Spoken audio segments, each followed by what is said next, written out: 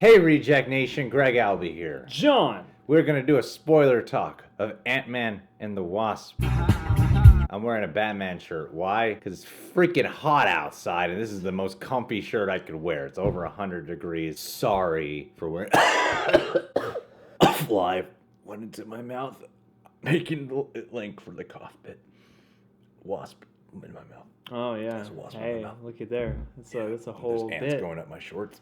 Oh man, they're gonna bite your nuts. Don't let them do that. That's gonna hurt and be funny at the same time. Guys, Marvel's in the background. Look, Marvel. You like that? Marvel, we're Marvel fanboys. This video is off to a terrible start. At the time of this video being uploaded, we are probably stressing to get to our live event at Arena Cinema Lounge. 6 p.m. tonight, people. Come on It's gonna be by. a lot of fun, man. I had to stop at the theater today for a lot of prepping. Movie pass accepted. A couple tickets still available. And by a couple, I mean Several. 50 tickets available. So we're not going to do a full video breakdown of this movie. You can watch our non-spoiler review. Spoiler for that non-spoiler. We pretty much agreed on like a 3.75 out of 5. I think this is a really enjoyable film. I want to make that flat out clear because I'm watching so many YouTube reviews. Everyone's like, it's okay. It kind of feels like a lot of people are like talking down on this film. Yeah, a little bit. And I'm going to go out there and tell you guys, I think it's a wildly enjoyable film. I had so much fun and it made me happy. It is so much fun. I can always kind of see where people are coming from. I kind of feel like people are being a little too critical of the film. There are issues I agree with. I didn't walk away thinking about that. Almost none of the issues with this movie hampered my enjoyment and my goodwill towards the movie. Like, we'll hop into the spoilers in just a sec.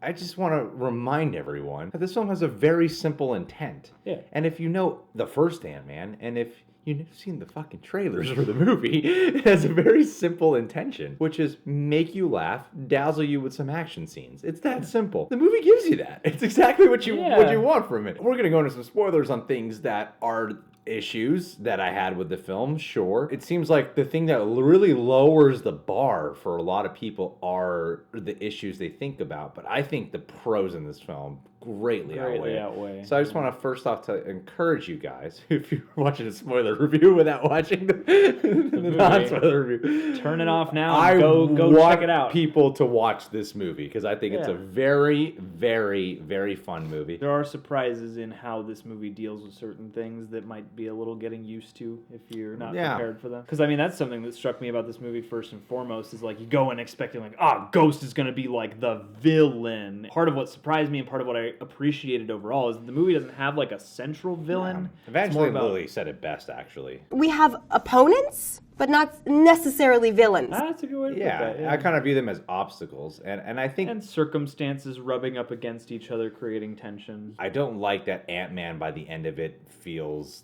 so much like a supporting character in a film that starts off in a way where it seems like he is the main lead. And then by the end of it, you're like, I can kind of see this franchise continuing without him. And you just have the Pims, you know? He's the lead for as much as the motivation gets him to becoming Ant-Man. But after that point, it seems like he is kind of just part of the team. Right when the movie was done, and we were talking in the group, I didn't like that he seemed kind of dumb in this film. I think in the first movie, he's super smart. It's like, that's why Hank Pym said, I need you to be the Ant-Man. You believe he's a pretty good thief. Yeah, because he's very clever. When he figures out how to get into that vault, he's improvising on the spot. And here you never really get that Paul Rudd moment here, but you get so much funny stuff with Scott Lang in this movie. Yeah, and I mean, you do join him on house arrest. He is kind of stuck out of the game in all respects when we find him in this movie. And he's not an unnecessary character. The whole reason they bring him back is because of his connection to Janet in the quantum realm. A scene that I just thought was so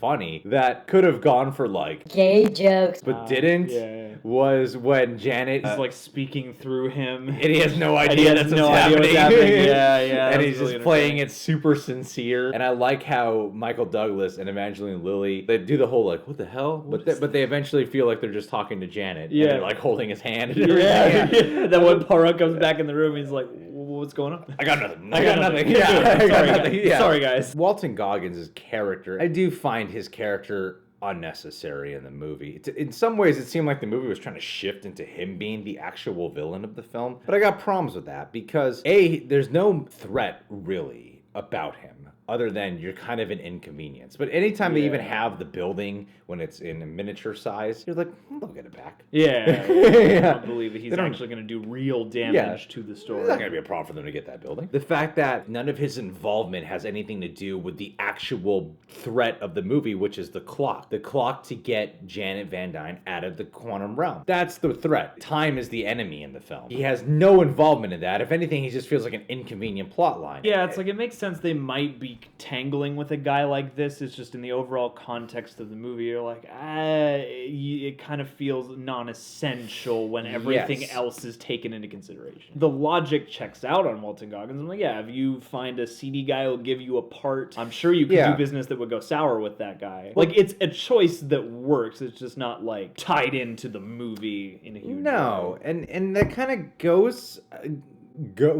with Ghost. Yeah. I don't really like the writing of Ghost. I kind of think it's bland. I think John Kramer, what's her name? Hannah John Kamen does what she can to elevate the role. Because, I get her character. She's always in a constant state of pain, so you do sympathize for her in that department. If anything, the highlight for me was Laurence Fishburne as Dr. Bill Foster. When Dr. Bill Foster first shows up, I like the chemistry, the history established with Hank Pym. I thought that was all very fun. And then when he shows up in the same room as Ghost, they toy with you in a fun way that's more interesting than you're kind of used to with these movies. For me, I was like, oh no, he's a bad guy. And then as the further you get, you're like, okay, he's not exactly bad. He's just another person trying to help out somebody affected by these weird super circumstances. I thought his character actually added to her character. You kind of have a father-daughter thing formed that's happened with them. You see the scene where they meet where Laurence Fishburne, it's 20 years ago, and yet he looks younger than he did in The Matrix, which was 20 years ago. Right. We see the scene where they meet, when there is kind of a surrogate father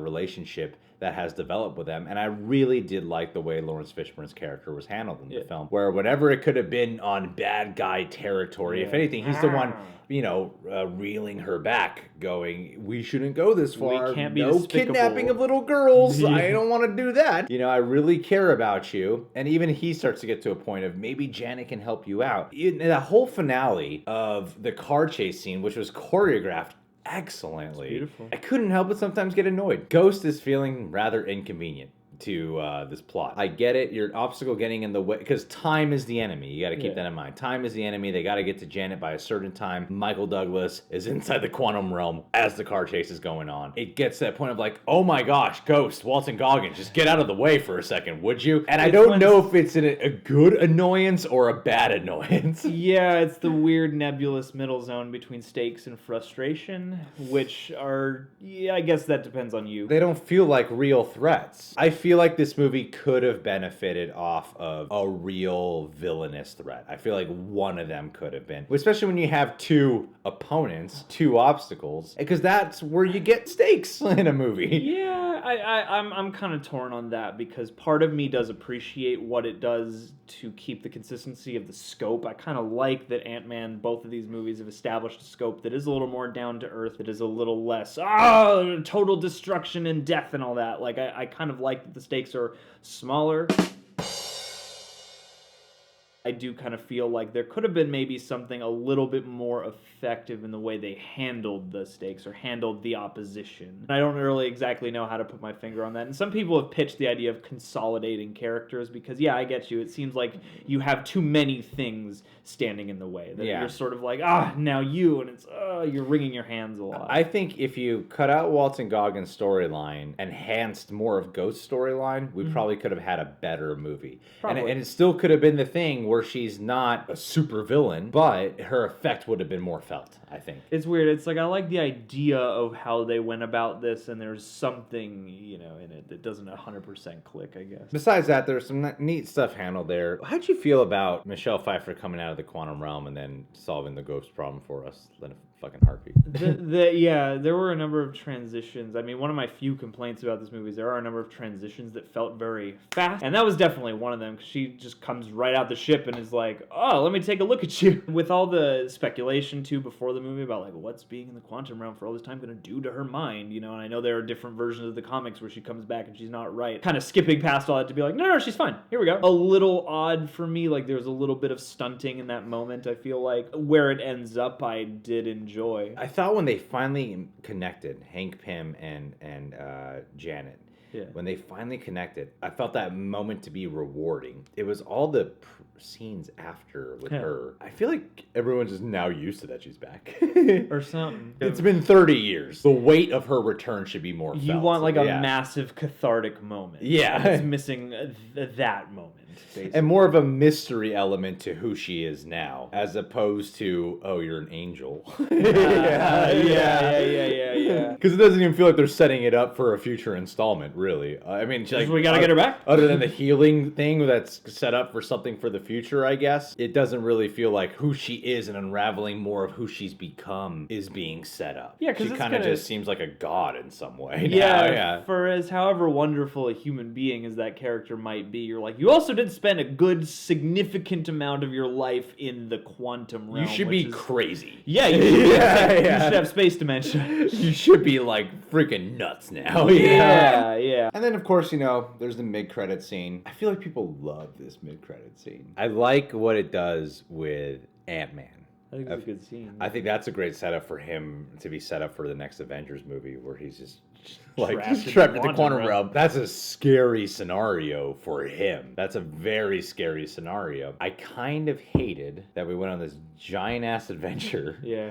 With the Wasp, Hank Pym, and we just got Janet Van Dyne back. And then it kind of seems like you're setting up Janet Van Dyne to play an integral role, maybe for the next Avengers movie. They just go to dust. I think it would have been cool. Oh, it's like some people, I think it's cool because of Infinity War tie-in. But then when I think of it as a plot, I'm kind of annoyed. Contextually, and I don't know if this would have worked, but I think it would have been cooler, more interesting if Janet had been spared and Hank and Hope dissipate. That would have been fine. Yeah, I think, honestly, I would have been cool with that. I would have been way cool with that. Because then you've got at least still two people, but, you know, there's the new character who Scott doesn't know very well, and then Scott, you know, which would get him out of the quantum realm pretty easily, but at the same time, just for the sinister stakes of that, it's one thing to have him trapped in there, and I get why that's the choice they went with, but in terms of characters, I thought it might have been more interesting that way. Oh, definitely. The post-credit scene, I told everyone in the car, I'm like, I think the mid-credit scene is going to be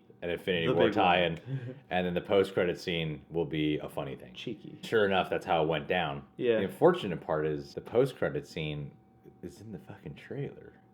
Well, and you see it multiple times in the actual movie itself. Like, yeah. It's just drumming, and I'm like, yeah, I like that joke. We couldn't do something new for this post-credits moment? We couldn't, like, Howard the Duck this again? Did you just move a deleted scene to the end? Yeah. Just like, hey, I mean, you know, it's cute. It serves its purpose. I wasn't, like, upset about it, because it's just, it's that weird thing of, like, this gag I've seen, the only thing that's different now is the ant doesn't quite realize that the whole world is going to shit around it. Yeah. You know, because you see, like, there's on the TV, you know, like, there's a news report, so you're like, oh, cool. And that was the thing about this movie, too, where people were speculating, and there was lots of hype about, like, oh, Ant-Man and the Wasp is going to reveal stuff about Infinity War, and I'm like, it doesn't reveal anything about Infinity War. Well, that's the thing, though, is a lot of the time, though, Marvel's great at that. I think that's what Infinity War especially woke me to, was there's a lot in there that has paid off that I didn't even realize was really being set up in prior movies. Like, really, there was, like, little things that were set up for Infinity War. Some stuff was very in your face in former installments, and then some stuff was so subtle that when you go back and watch the movies, you're like, oh,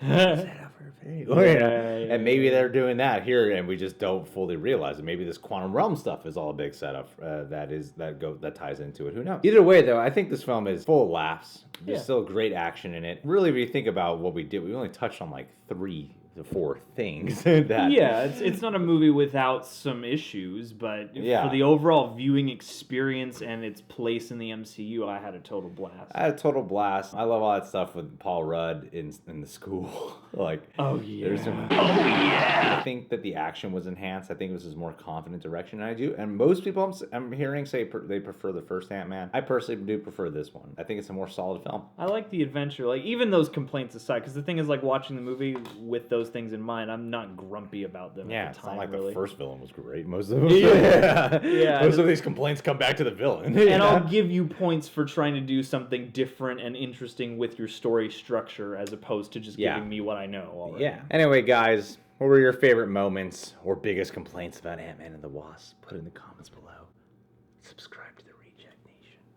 Click that notification bell. John, don't be pooping. I am pooping all the time. Check us out on Patreon, full-length Wear a TV show feed bag on reactions, my weekly bum. Q&As. Would love to have you become a Patronaject today.